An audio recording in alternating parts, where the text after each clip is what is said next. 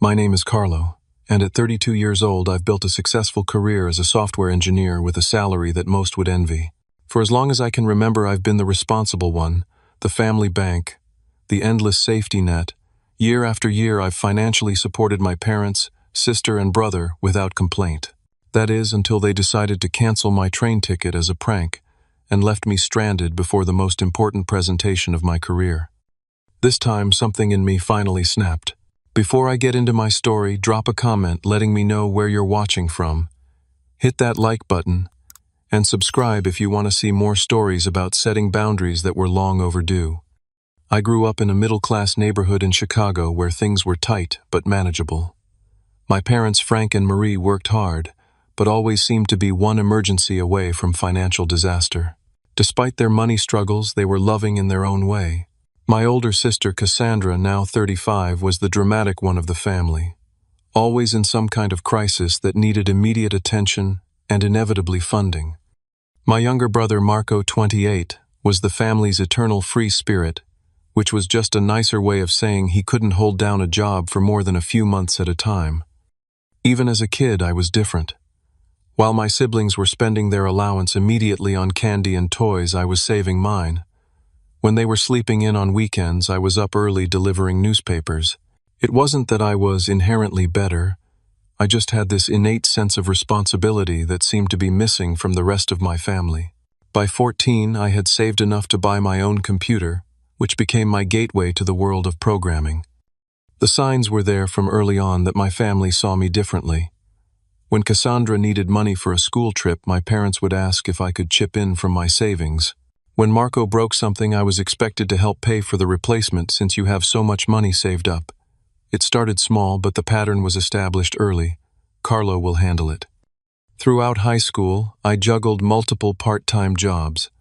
I worked at the local grocery store stacking shelves, mowed lawns on weekends, and tutored younger kids in math and science. Every dollar I earned went toward my college fund. Meanwhile, Cassandra dropped out of community college twice, and Marco barely graduated high school, spending most of his time playing video games and hanging out with friends. The hard work paid off when I earned a scholarship to study computer science at a good university. The scholarship covered tuition, but I still worked nearly full-time to pay for books, housing, and food. Those 4 years were a blur of classes, work, studying, and very little sleep. I graduated with honors and minimal debt, landing my first job at a promising tech startup almost immediately. That first job paid well enough, but the hours were brutal. I was coding 14 to 16 hours a day, learning everything I could, and building my reputation. Within 3 years, I had enough experience to move to a more prestigious company, with better hours and significantly better pay. By 28, I was earning a 6-figure salary, and had paid off my student loans, built an emergency fund, and was investing wisely for my future. It should have been a time to enjoy the fruits of my labor. Instead, it marked the beginning of becoming the family bank. It started with my dad's layoff. He'd worked at the same manufacturing company for 20 years when they downsized and let him go with a severance package that wouldn't last 6 months. My parents had very little saved, and were 3 years away from paying off their mortgage. The panic in my mom's voice when she called me about it was something I couldn't ignore. So I stepped in, offering to cover their mortgage payments until Dad found a new job.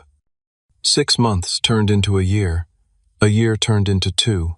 Dad eventually found work, but at significantly lower pay, and my mortgage contributions became an expected part of their monthly budget. They never asked if I wanted to stop.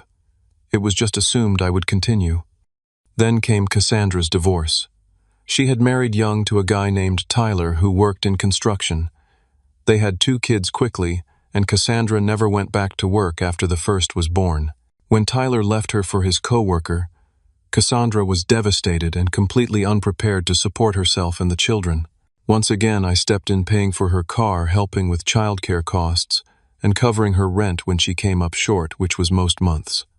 Marco's financial needs were the most consistent drain. He bounced from job to job: barista, rideshare driver, retail, telemarketing, never lasting more than a few months at any of them. He always had big dreams and schemes that were going to make him rich, but somehow they never materialized. What did materialize were his constant requests for rent money, utility payments, and loans that we all knew would never be repaid. Beyond these major expenses, there were countless smaller ones. Medical bills when my mom needed surgery and their insurance didn't cover everything. Home repairs when my parents' water heater exploded. New laptops for my niece and nephew for school. Family vacations that I would largely fund, because we all deserve a break, even though I worked the most hours by far. The worst part wasn't even the money, it was their attitude toward my help. What started as genuine gratitude quickly evolved into expectation, then entitlement. My parents would joke about my deep pockets at family gatherings. Cassandra would make comments about how easy I had it, completely ignoring the years of sacrifice and hard work that got me where I was. Marco would roll his eyes whenever I mentioned work, calling me a corporate drone while living off the benefits of my corporate job. If I ever hesitated before agreeing to yet another financial request, the guilt trips would begin. Family helps family, my mom would say. Remember when we bought you that graphing calculator for algebra?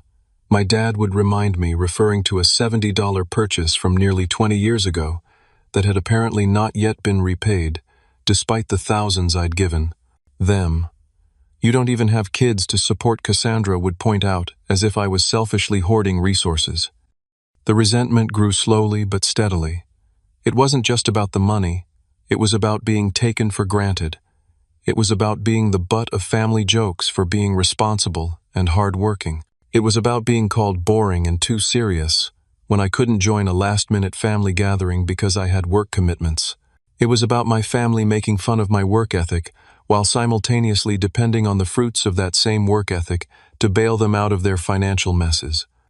I tried to address it a few times.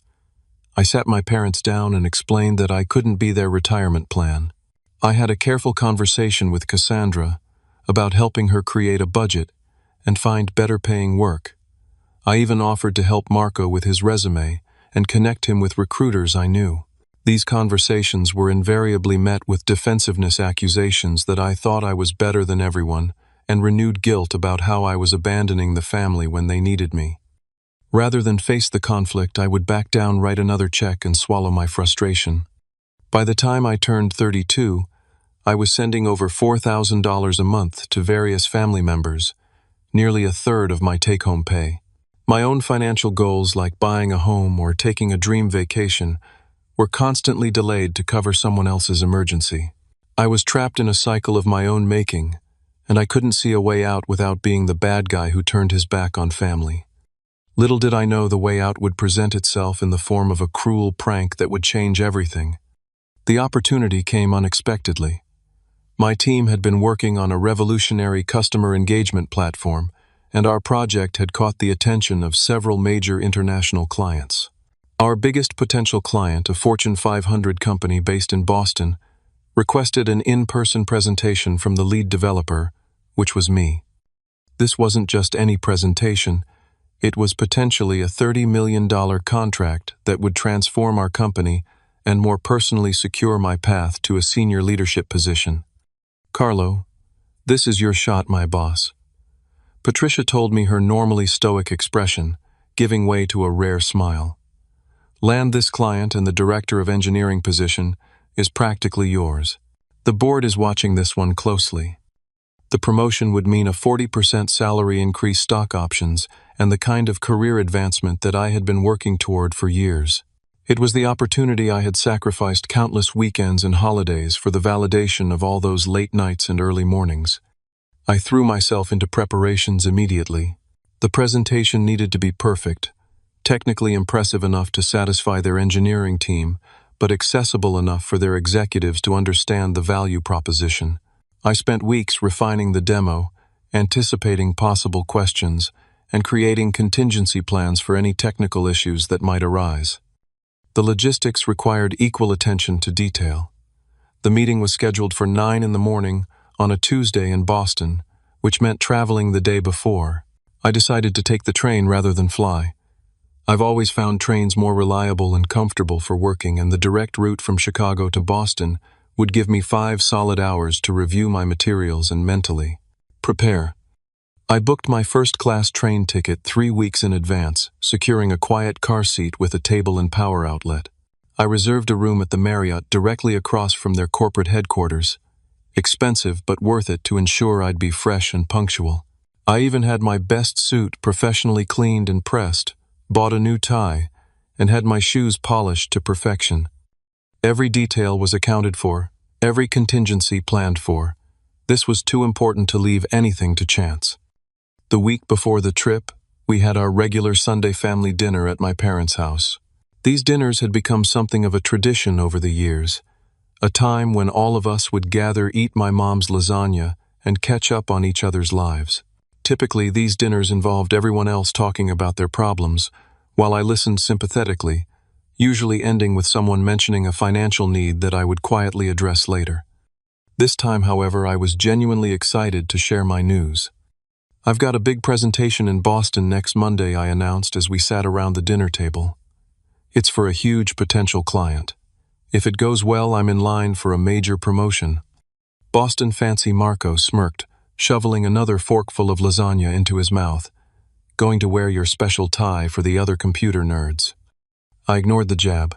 "It's a really big deal. The company I'm presenting to is massive, and they're looking to invest millions in our platform." My mom patted my hand. "That's wonderful, honey. We're proud of you." "Must be nice," Cassandra sighed, "flying around the country for business, while some of us are stuck working local jobs." She was currently working part-time as a receptionist, a job I had helped her get through a friend. "Actually, I'm taking the train," I corrected. "It's more reliable and I can work during the journey." "The train," my dad chuckled. "Very old school of you, son. I thought you tech guys were all about efficiency." "It is efficient for me," I explained. "No airport security lines, no cramped seats, no turbulence. Just 5 uninterrupted hours to finalize my presentation." "Whatever you say, Mr. Big Shot," Marco laughed. "Some of us would kill for a fancy train ride to anywhere." The conversation moved on, but not before I noticed a strange look pass between my siblings.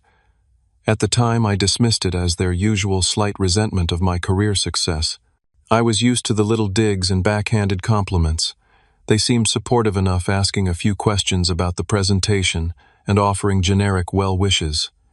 The night before my departure, I was a bundle of nervous energy. I triple-checked my presentation materials, making sure everything was backed up in multiple locations. I confirmed my train ticket and hotel reservation. I packed my bag meticulously, including backup chargers for all my devices and an extra dress shirt just in case. I called Patricia for a final review of the key points we wanted to emphasize. "You've got this, Carlo," she reassured me.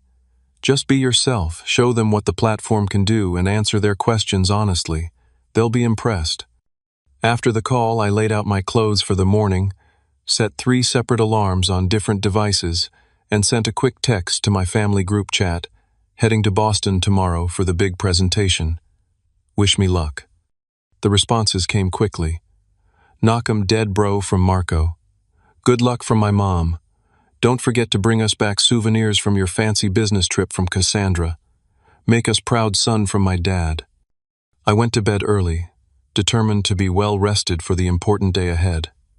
Despite my nervousness, I managed to fall asleep, quickly confident in my preparations, and excited about the opportunity. The morning of the trip, I woke before my first alarm even sounded. I felt surprisingly calm and focused, running through mental checklists as I showered and dressed. My Uber arrived precisely on time at 5:30 in the morning, and the driver was pleasantly quiet, allowing me to review some notes on my phone during the ride. I arrived at the train station a full hour before departure, wanting to eliminate any possibility of rushing or stress. The station was already busy with early morning commuters, but not overwhelmingly crowded. I bought a coffee from the station cafe and found a seat near the departure boards, occasionally glancing up to check for any updates on my train. As I sat there reviewing my presentation one last time, I felt a rare sense of pride.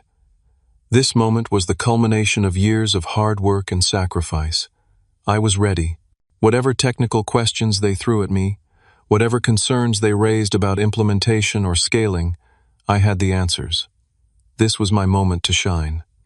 Little did I know my carefully laid plans were already derailed, sabotaged by the very people who should have been supporting me. As the departure time grew closer, I packed up my laptop and moved toward the platform area. I glanced at the large electronic departure board scanning for my train number. Strangely, I didn't see it listed among the departures. I checked the time on my phone, still 30 minutes before scheduled departure, and figured it might not be posted yet. I waited another 10 minutes, growing slightly anxious as other trains appeared on the board but not mine. Finally, I approached the customer service desk, where a middle-aged woman with a kind face was helping another passenger. When it was my turn, I stepped forward confidently. "Good morning. I'm looking for information on the 7:15 train to Boston. It's not showing up on the departure board." The woman typed something into her computer, her expression neutral. After a moment, she looked up with a slight frown. "Can I see your ticket and ID, sir?" I pulled up the electronic ticket on my phone and handed her my driver's license. She studied both, typing something else into her system. Her frown deepened. "Sir, I'm showing that your reservation was canceled last night." My stomach dropped. "That's impossible. I didn't cancel anything." She turned her monitor slightly so I could see the screen. "The system shows the cancellation was processed at 11:45 p.m. last night. The cancellation was done online through your account." My mind raced. I hadn't been on the booking site last night. I'd been asleep by 10:30 preparing for today. "There must be some mistake," I insisted, trying to keep my voice calm. "I absolutely did not cancel this ticket. Is there any way to reinstate it?" She shook her head apologetically. "I'm sorry, sir. The train is fully booked now. Once a cancellation is processed, those seats become available to other customers." Panic began to rise in my chest. "Are there any other trains to Boston today? I have an extremely important meeting tomorrow morning." More typing, another head shake. "The next available train with seats isn't until tomorrow afternoon. We've had higher than usual bookings because of the technology conference in Boston this week." Of course. The very conference that had brought my potential clients to Boston was now ensuring I couldn't get there in time. What about standby? Or even just a coach seat instead of first class? I was growing desperate. "I can put you on the standby list, but honestly, sir, it's extremely unlikely. As for coach, those seats were the first to sell out." My mind was spinning. How could this be happening? I needed to be in Boston tonight. The presentation couldn't be rescheduled. These executives had packed schedules and had specifically made time for our presentation. I stepped away from the counter, pulling out my phone to call the airline. Maybe I could still get a flight. But as I suspected, the same conference had filled most flights, and the few remaining seats were priced at over $3,000 one way, and would still get me in too late to properly prepare. I called the train company's customer service number, hoping they might have more options than the station agent. After 20 minutes on hold, I got the same information. My ticket had definitely been canceled the night before through my account, and there were no available seats on any train that would get me to Boston in time. In desperation, I looked into car rentals, buses, even shared ride services. Everything would take too long or was unavailable on such short notice. The reality was sinking in. I wasn't going to make it to Boston in time. With shaking hands, I called Patricia. "Carlo, shouldn't you be on the train?" she answered. "Patricia, we have a problem." I explained the situation as calmly as I could. "Someone canceled my train ticket last night. I'm trying to find another way to get to Boston, but nothing will get me there in time for the meeting." The silence on the other end spoke volumes. "Carlo, this is not acceptable," she finally said, her voice tight. "These people have specifically requested you because of your technical expertise. They've allocated time in their schedule for this presentation." I know, I said, running a hand through my hair. "Can we do it virtually? I can present from here via video conference." Another pause. "That's not ideal. They wanted an in-person demonstration, but I'll reach out and see if they'll accommodate the change. In the meantime, keep trying to find a way to get there." As soon as we hung up, my phone buzzed with a notification from our family group chat. It was a video message. Thinking it might be good luck, wishes for my presentation, I opened it. What I saw made my blood run cold. The video showed my family, Mom, Dad, Cassandra, and Marco, gathered in our parents' living room, all of them laughing hysterically. The camera was focused on Cassandra, who was holding her phone and looking extremely pleased with herself. "I did it," she announced to the camera, barely containing her laughter. I logged into Carlo's train account with his saved password and canceled his ticket. His face is going to be priceless when he gets to the station tomorrow and finds out. The camera panned to Marco, who was doubled over with laughter. Now the workaholic can take a day off. Maybe he'll learn not to be so uptight. My parents were in the background chuckling along, my father wiping tears of mirth from his eyes. He's always so serious about his precious job, Cassandra continued. This will teach him to lighten up a bit. My hands were shaking so badly I could barely hold the phone. They had done this. My own family had deliberately sabotaged the most important presentation of my career, as a prank. I immediately called Cassandra. She answered on the third ring, still giggling. Hey, Mr. Important businessman, surprised. Cassandra, what have you done? My voice was deadly quiet. Do you have any idea what you've done? Oh, come on, she laughed. It's just a joke. You can book another train. Your company can afford it. There are no other trains, I nearly shouted, causing several nearby passengers to turn and stare. I lowered my voice. Everything is booked because of a conference. I'm going to miss a $30 million presentation. I'm going to lose a promotion. Well, geez, don't be so dramatic, she scoffed. It's not the end of the world. You take everything so seriously. I hung up and tried Marco, then my parents. Each conversation was the same. Initial amusement followed by dismissive responses when I explained the severity of the situation. None of them seemed to grasp what they had done. Or worse, they didn't care. My phone rang. It was Patricia again. I answered, dreading the conversation. The clients are not happy, she said without preamble. They've agreed to a video conference, but they've made it clear they're disappointed. Carlo, what happened? This isn't like you. I considered telling her the truth, that my family had sabotaged me as a joke, but it sounded so ridiculous, so unprofessional, that I couldn't bring myself to say it. What kind of adult allows their family to access their accounts anyway? It was a misunderstanding with the booking, I said weakly. I take full responsibility. Well, get to the office as quickly as you can. We'll set up the video conference from the main boardroom. They've moved us to the end of their day, which gives us a few hours to prepare. I grabbed a taxi back to the office, my mind still reeling from what had happened. By the time I arrived, the news of my booking error had spread. Colleagues who had wished me luck the day before now gave me questioning looks. My team members seemed nervous, knowing how much was riding on this presentation. The video conference was a disaster from the start. Technical difficulties meant the demo lagged and froze at crucial moments. Without being in the room, I couldn't read the client's body language or engage them personally. Their questions came across as more confrontational than curious. By the end, it was clear we had lost our advantage. Patricia stepped in, trying to salvage the situation, but the damage was done. The clients thanked us politely, but mentioned they were also considering 2 other vendors. We all knew what that meant. We were no longer the frontrunners. As the call ended and the screen went black, the room fell silent. My team filed out quietly, leaving just Patricia and me. I don't understand what happened, Carlo, she said, disappointment evident in her voice. You're usually so meticulous about these things. I nodded, unable to explain without sounding pathetic. I'm sorry, Patricia. I let everyone down. She sighed. The Jenkins project is being reassigned to David's team. I think it's for the best considering this situation. We'll talk more tomorrow about next steps. I sat alone in the boardroom for a long time after she left, staring at my now useless presentation materials. Years of hard work, countless late nights, all the sacrifices I had made, undermined in an instant by the people who were supposed to care about me the most. And the worst part, they thought it was funny. The next few days at the office were excruciating. Word travels fast in a company our size, and by the end of the week, everyone seemed to know about my massive screw-up. The details were fuzzy in the rumor mill. Some people heard I'd missed my train, others thought I'd gotten the dates mixed up. But the result was the same. Carlo dropped the ball on a major presentation.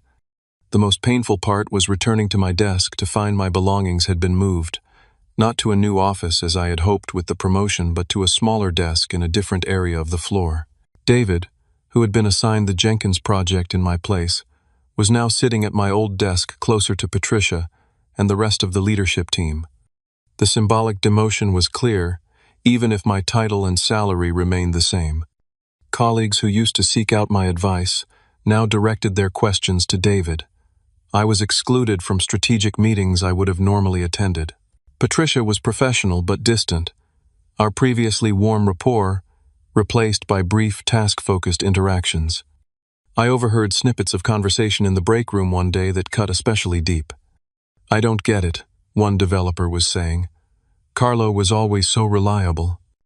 "I heard he just didn't show up for the train," another replied. "Maybe he's burnt out or something." Well, whatever it is, I'm not surprised. David got the Jenkins project. You can't miss presentations with clients that size and expect to keep leading projects. I slipped out before they noticed me, my coffee forgotten on the counter. That Sunday, I reluctantly went to the regular family dinner, still seething but hoping for at least some recognition of the damage they'd caused. Instead, I walked into a house full of laughter and found my prank was now a favorite family story. You should have seen his face when we told him, Marco was saying, as I walked in, apparently recounting the story to our cousin Amy, who was visiting. The room went quiet when they saw me, but only for a moment before my father chuckled. "There's the man of the hour. How was Boston?" I stared at him in disbelief. "I didn't go to Boston, Dad, as you all know very well." My mother bustled over, giving me a hug I didn't return. "Oh, honey, don't be like that. It was just a bit of fun." "A bit of fun," I repeated slowly. "Do you have any idea what happened because of your bit of fun?" I explained in painstaking detail exactly what their prank had cost me. The failed presentation, the lost client, the reassigned project, the promotion that was now given to someone else, and the damage to my professional reputation that would take months, if not years, to repair. As I spoke, their expressions changed from amusement to confusion, but not to the remorse or horror I had expected. "Well, how were we supposed to know all that would happen?" Cassandra said defensively. "It's not our fault your company has no sense of humor." "Yeah, bro," Marco added. "Sounds like you're working for a bunch of stuck-up suits who can't handle a little schedule change." "A little schedule change," I was incredulous. "You sabotaged a $30 million presentation." "Don't you think you're overreacting a little?" my father cut in. "So you missed one meeting. There will be others." "That's not how it works, Dad. Do you think clients like that grow on trees? Do you think my reputation doesn't matter in my industry?" My mother reached for my arm. "Carlo, honey, you need to learn to laugh a little. Life's too short to be so serious all the time." I pulled away from her touch. "This is my career we're talking about, my future, the thing that pays for." I stopped myself before finishing with everything for all of you. But they knew what I meant. An uncomfortable silence fell over the room.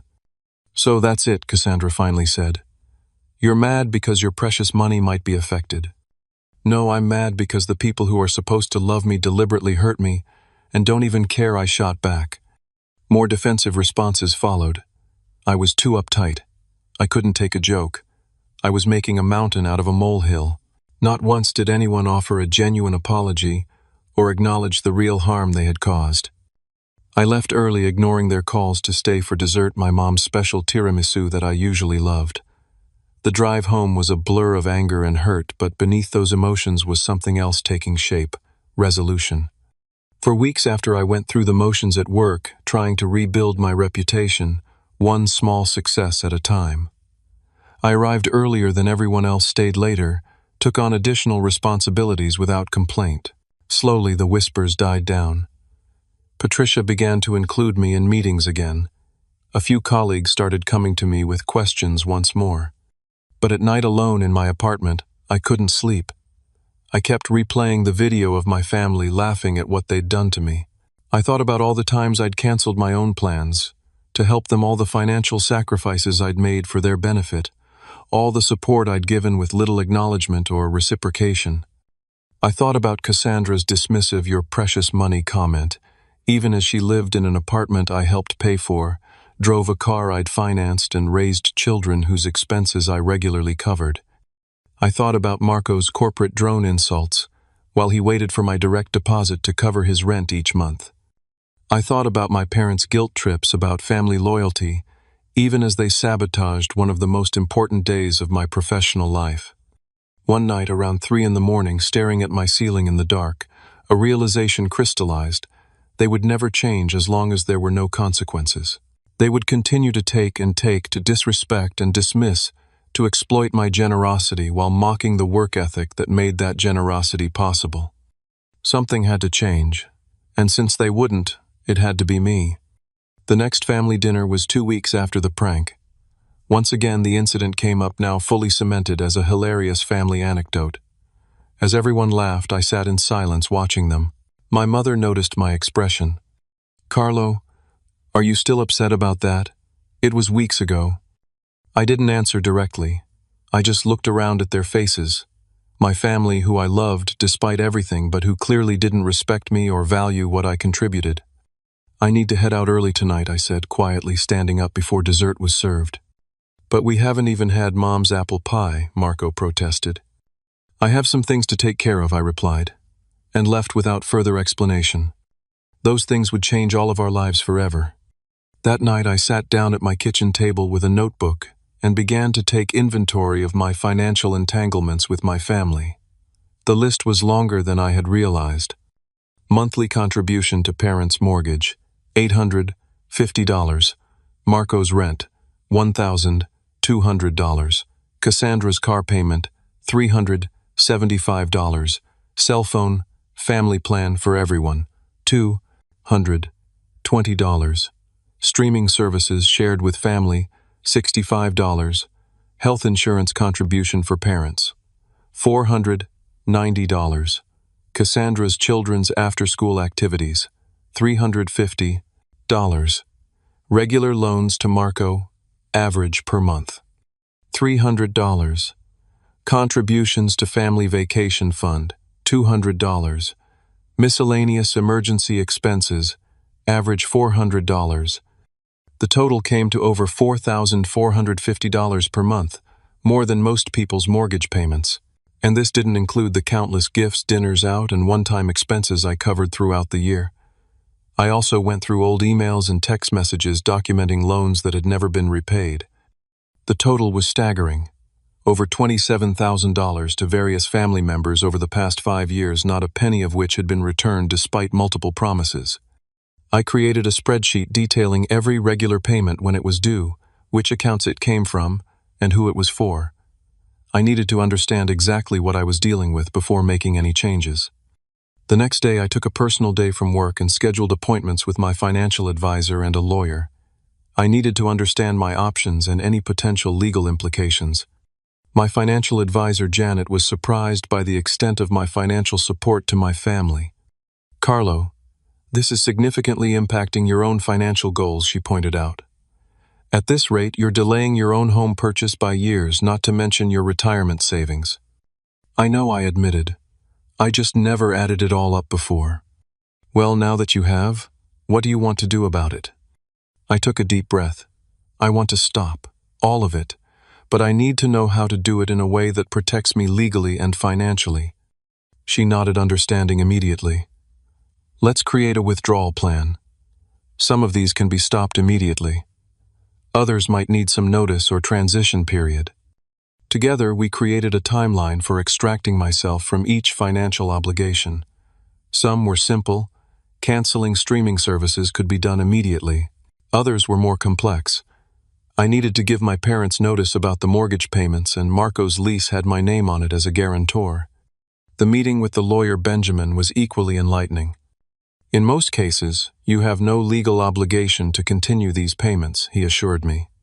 "The exceptions are anything where you've signed a contract like the lease guarantee for your brother." "How do I handle that?" I asked. "You can't remove yourself until the lease ends or is modified, but you can certainly stop making the payments as long as you're prepared for the possibility that the landlord might come after you if your brother defaults." "And the loans?" Benjamin smiled wryly. "Were there any formal loan agreements signed? Promissory notes, payment schedules?" "No, nothing like that." "Then legally it becomes very difficult to prove these were loans rather than gifts. You could pursue it, but honestly, the cost of legal action would likely exceed the amount you'd recover." I nodded, having expected as much. I'm not looking to get the money back. I just want to make sure I'm not legally obligated to continue any of this support. In that case, you're on solid ground. Just document everything clearly in case there's any dispute later. Armed with this information, I spent the next week methodically executing my plan. First, I opened new bank accounts at a different bank from the one my family knew about. I transferred the majority of my funds, leaving only enough in the old accounts to cover immediate expenses. Next, I canceled all automatic transfers to family members' accounts effective immediately. This included the monthly deposits to my parents' account for the mortgage and the regular payments to Marco's landlord. I removed my credit card from all shared accounts and services, including the family cell phone plan, various streaming services, and the online shopping accounts my sister used regularly. I sent emails to my family members documenting the changes. These weren't emotional or accusatory, just simple statements of fact. To my parents, effective immediately, I will no longer be contributing to the mortgage payments. Please make arrangements accordingly. To Cassandra, I've removed my card from your car payment account. The next payment is due on the 15th. To Marco, I will no longer be covering your rent starting next month. Your lease renewal is coming up in 60 days. I changed all my passwords, email banking, social media, everything. I realized that if Cassandra had my train account password, she likely had access to other accounts as well. I enabled two-factor authentication on everything that offered it. I contacted Marco's landlord, explaining that I would not be renewing as a lease guarantor when the current term expired. I made it clear that while I would honor my current obligation, I wanted formal confirmation when I was released from the guarantee. I canceled the family vacation I had promised to pay for forfeiting the deposit but saving thousands in future expenses. Finally, I set up automatic replies to financial requests. If anyone texted or emailed asking for money, they would receive a standard response. I'm currently revising my budget and am not able to provide financial assistance at this time. I took one additional step that wasn't strictly necessary, but felt important symbolically. I muted the family group chat. I didn't leave it entirely. I just turned off notifications so I wouldn't be drawn into their immediate reactions. With everything in place, I took a week off work. Not to go anywhere, but to give myself space to process what I had done and prepare for the fallout. I knew it would be significant. I knew they would be angry, hurt, and confused. I knew they would try to guilt me, shame me, and pressure me into changing my mind. I also knew I couldn't give in this time. This wasn't a negotiation or a temporary measure. This was a complete reset of my relationship with my family, one that was long overdue. As I sat in my apartment that first night with all the changes enacted, but before any of my family had discovered them, I felt a strange mix of emotions. There was guilt, of course. There was fear about how they would react. There was sadness about the relationships that might be damaged. But there was also a profound sense of relief. For the first time in years, I felt like I was taking control of my own life. I was standing up for myself, setting boundaries that should have been set long ago.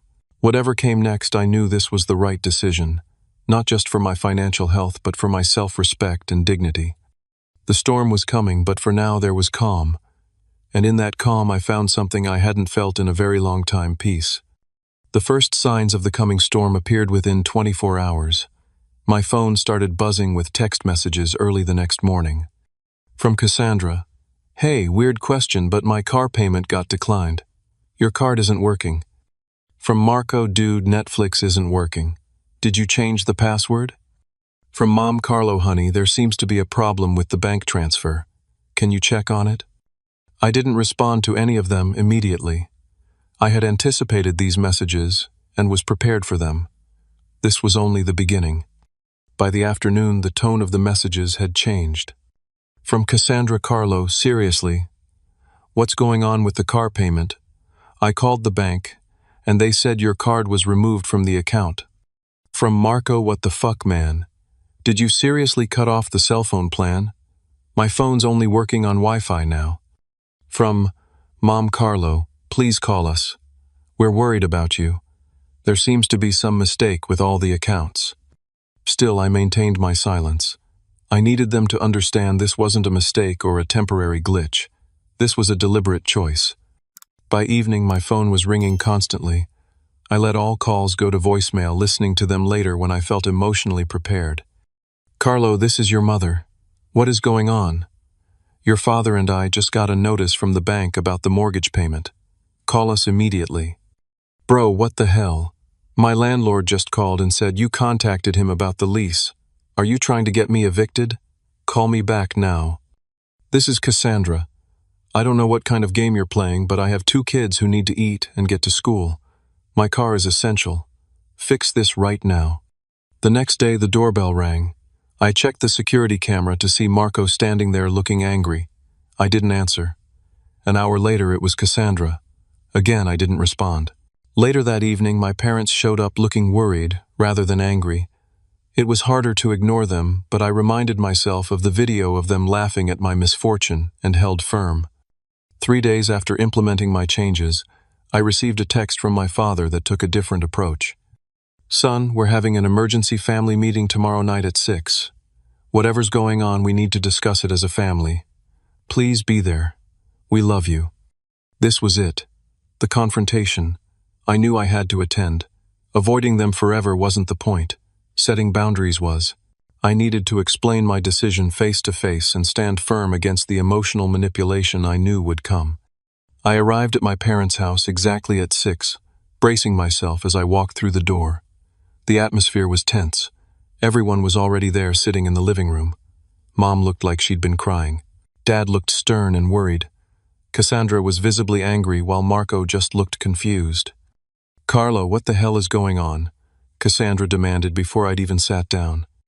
Let him sit. First, my mother said, her voice strained. Carlo, honey, we're all very concerned. What's happening? Are you in some kind of trouble? I sat down calmly, looking at each of them in turn. I'm not in trouble. I've simply made a decision to stop providing financial support to all of you. The silence that followed was deafening. Then everyone started talking at once. What do you mean, stop providing support? My father sputtered. You can't just cut us off without warning, Cassandra shouted. Is this about that stupid train thing? Get over it already? Marco added. I held up my hand. I'll explain everything, but I need you all to listen without interrupting. Can you do that? Reluctantly, they nodded. For years I've been supporting all of you financially. I've paid portions of the mortgage, Marco's rent, Cassandra's car phone bills, streaming services, vacations, and countless emergency expenses. In total, I've been giving this family over $4,000 every month. Their eyes widened at the figure, but I continued before they could interject. I did this willingly because I care about you. But over time, something changed. My support wasn't appreciated. It was expected. My work ethic, which enables me to provide this support, became something you mock rather than respect. I turned to look at each of my siblings. You call me boring, uptight, a corporate drone. You make fun of my commitment to my job, even as you benefit from the income it provides.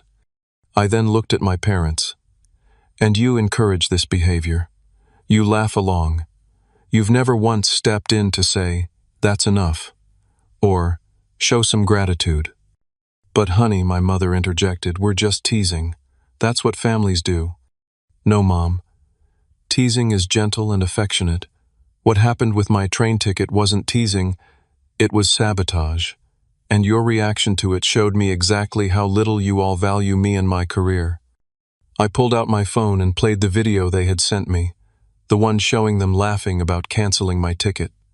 The sound of their laughter filled the room, now sounding hollow and cruel in this context. Do you know what happened because of this prank? I asked quietly when the video ended. I lost a major client. I lost a promotion I've been working toward for years. My professional reputation was damaged, and not one of you has sincerely apologized or even acknowledged the harm you caused. We didn't know it would be such a big deal, Cassandra protested weakly. That's just it. You didn't care enough to ask or consider the consequences. You saw me as the boring, responsible one who would just absorb whatever you did and continue providing for everyone. I took a deep breath. Well, that stops now. I've canceled all automatic payments. I've removed my credit cards from your accounts. I've notified Marco's landlord that I won't be renewing as a guarantor. These changes are permanent. The explosion I expected came immediately. You can't do this to us, Cassandra shouted. I have children to support. You know I can't afford my rent on what I make, Marco yelled. Son, your mother and I might lose the house, my father said gravely. I remained calm. Cassandra, you have a job. It might not pay as much as you'd like, but many single parents make it work with less. Marco, you're 28 years old and perfectly capable of working full-time instead of finding yourself on my dime. And Dad, you and Mom have options. You can refinance, downsize, or Mom could return to work part-time. So that's it, you're just cutting us off completely, my mother asked tearfully. Financially, yes. I'm still your son and their brother. I still want to be part of this family. But from now on, our relationship won't be based on my checkbook. It will be based on mutual respect and genuine care. This is about money then, Cassandra said bitterly. Your precious money is more important than your family. I stood up, maintaining my composure even as I felt my heart racing. No, Cassandra. This is about respect. Money is just the most visible symptom of a deeper problem. When you canceled my train ticket and laughed about it, you showed me exactly how little you respect me, my time, my career, and my generosity. Why would I continue to support people who think so little of me? I headed for the door, pausing before I left. I love all of you, but I won't be taken advantage of anymore. The decision is final. I hope eventually we can build a healthier relationship, but that's up to all of you now. As I closed the door behind me, I could hear the chaos erupting, Cassandra's angry accusations, Marco's confused protests, my mother's sobs. It was painful, but I felt a strange sense of lightness as I walked to my car. For the first time in years, I had stood up for myself. The weeks that followed were difficult. The barrage of messages continued. Angry at first, then pleading, then manipulative. My mother left tearful voicemails about how they might lose their home. Cassandra sent photos of my niece and nephew with captions like, "Guess who won't get new school clothes this year?" Marco alternated between rage, "You've always thought you were better than everyone," and pathetic attempts to win. Sympathy, "I might be homeless next month. Hope you're happy." I didn't respond to any of it. I had said everything I needed to say at the family meeting. About a month after I cut off financial support, I began to hear about the ripple effects through family, friends, and relatives. Marco had finally gotten a full-time job at a marketing firm. Apparently, the threat of actual homelessness was a powerful motivator. My parents had met with a financial advisor and were refinancing their mortgage and considering selling their vacation timeshare. Cassandra had listed her expensive car for sale and was looking for something more modest. They were adapting.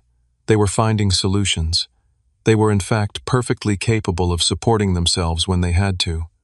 The hardest part for me was the guilt. Despite knowing I had done the right thing, I still lay awake some nights wondering if I had been too harsh, too sudden, too uncompromising. I questioned whether I should have offered a more gradual transition or kept supporting my niece and nephew while cutting off the adults. I started seeing a therapist to work through these feelings. Dr. Thompson helped me understand that my guilt was programmed into me through years of emotional manipulation. Your family trained you to feel responsible for their well-being, she explained. That programming doesn't disappear overnight just because you've recognized it's unhealthy. She was right. I had been conditioned to put everyone else's needs before my own, to equate saying no with being selfish or uncaring. Breaking that conditioning was painful but necessary. Surprisingly, it was my colleagues who provided the most unexpected support during this time. As I refocused my energy on work, my performance improved dramatically. I was more present, more creative, and more assertive in meetings. Patricia noticed the change. "Whatever's going on in your personal life," she told me, "after I successfully led a challenging project, it seems to have lit a fire under you. This is the Carlo I always knew was there." For the first time in years, I was putting myself first. My career, my goals, my well-being. And rather than making me selfish, it was making me more effective and authentic in all areas of my life. The family drama wasn't over, but as the months passed, I grew stronger in my resolve and more confident in my decision. This wasn't about punishing them. It was about finally valuing myself enough to demand the respect I deserved. And somewhere deep down, I hoped that by forcing them to stand on their own feet, I might actually be helping them become stronger, more independent people. Perhaps someday we could build relationships based on genuine love and respect, rather than financial dependency and obligation. That hope, small as it was, helped me sleep a little better at night. 6 months passed before I attended another family dinner. It wasn't that I was avoiding them entirely.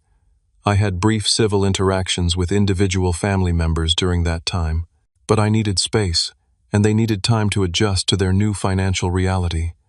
When I finally returned to Sunday dinner, the atmosphere was noticeably different. The house was the same, but there were small changes. Some of the more expensive decorations were gone, replaced by simpler items. The meal was more modest, but still delicious. More striking were the changes in my family themselves. My father greeted me with a firm handshake and clear eyes, none of the evasive guilt I'd grown accustomed to seeing. My mother hugged me warmly, but didn't cling or tear up as I expected. Cassandra arrived in a used sedan, rather than her luxury SUV, and Marco actually showed up on time dressed professionally. Apparently he had to head to work for an evening shift after dinner. The conversation over dinner was stilted at first, everyone carefully avoiding any mention of money or the incident as they now referred to the train ticket prank. But as the meal progressed, something remarkable happened. They started asking me genuine questions about my work, my life, my interests. Not perfunctory questions designed to eventually steer the conversation toward a financial need, but authentic curiosity. "Your company was featured in that business magazine last month, wasn't it?" my father asked. "The article mentioned a new project you're heading." I nodded, surprised he'd noticed. "Yes, we're developing a platform for healthcare providers. It's challenging but rewarding work." "That sounds fascinating," my mother said, and seemed to genuinely mean it. "Is it similar to what you were working on before?" The conversation continued with everyone contributing and listening. Marco mentioned his new job was demanding, but he was learning a lot. Cassandra talked about a promotion she was working toward at her office. My parents discussed their new budget and how they were considering downsizing now that they were getting older. Not once did anyone ask me for money or make a pointed reference to their financial struggles. Not once did anyone make a joke at my expense or call me uptight. After dinner, as I was helping clear the table, Marco approached me somewhat awkwardly. "Hey, I never properly apologized for the train thing," he said, looking genuinely uncomfortable. "It was a stupid, thoughtless prank, and I'm really sorry. I didn't understand how important it was." I was taken aback by his sincerity. "Thank you for saying that, Marco. It means a lot. The thing is," he continued, "I never had to face consequences before. You or Mom and Dad always bailed me out. When you stopped, well, it sucked at first. I was angry. But then I realized I actually can stand on my own 2 feet. He grinned ruefully. "Turns out I'm not completely useless after all." Similar conversations happened with Cassandra and my parents over the following weeks. None were easy or perfectly smooth, but each represented genuine progress. Cassandra admitted she'd been jealous of my success and had taken advantage of my generosity. My parents acknowledged they had enabled dependent behavior in all of us and were working to change that dynamic. The most surprising transformation was in myself. The therapy sessions with Dr. Thompson had helped me understand my own role in creating the unhealthy family dynamics. I had enabled their dependency just as much as they had exploited my support. By never setting boundaries, I had tacitly given permission for the disrespect and entitlement. "It's like the oxygen mask principle on airplanes," Dr. Thompson had explained. "You have to secure your own mask before helping others. By depleting yourself to support everyone else, you weren't actually helping them in the long run." She was right. By cutting off the financial support, I had forced everyone, including myself, to develop healthier patterns. Marco had discovered capabilities he never knew he had. Cassandra had learned to live within her means. My parents had faced their financial reality and made responsible decisions. And I had learned that saying no didn't make me a bad person or mean I didn't love my family. As the holidays approached, I worried that the old patterns might resurface.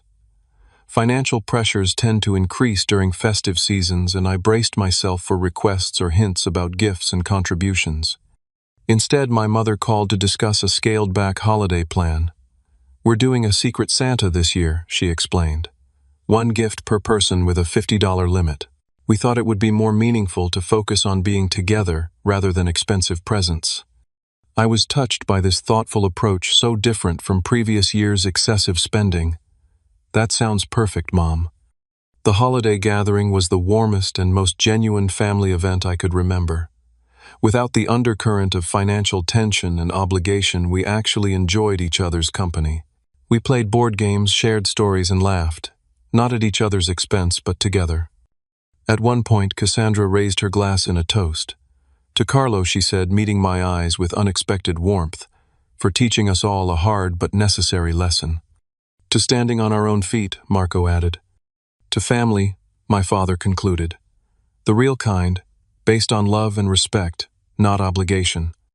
I felt something shift within me at that moment, a release of the last remnants of guilt and doubt. This had never been about the money itself. It had been about respect, boundaries, and genuine care versus obligation and exploitation. My career, too, had rebounded impressively. The focus and energy I previously spent worrying about family financial issues was now channeled into my work. 6 months after the incident, I was offered the Director of Engineering position, the very promotion I had lost due to the missed presentation. "You've shown remarkable growth and leadership these past months," Patricia told me. "Whatever reset you did in your personal life has clearly translated to your professional performance." My new boundaries extended beyond family.